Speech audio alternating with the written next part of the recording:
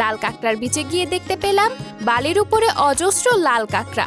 ভিডিওতে যদিও লাল কাঁকড়াগুলো আপনাদেরকে দেখাতে পারলাম না, আমাদের পায়ের আওয়াজ পেয়ে লাল কাঁকড়াগুলো সব গর্তের ভেতরে ঢুকে যাচ্ছিল।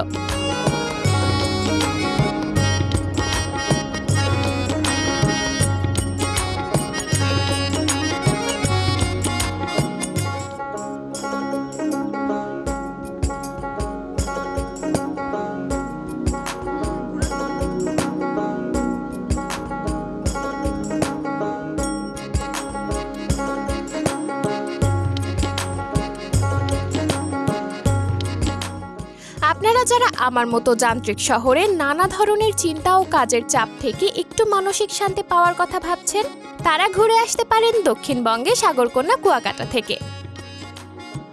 আর এর মধ্য দিয়েই শেষ হলো আমাদের কুয়াকাটা যাত্রা।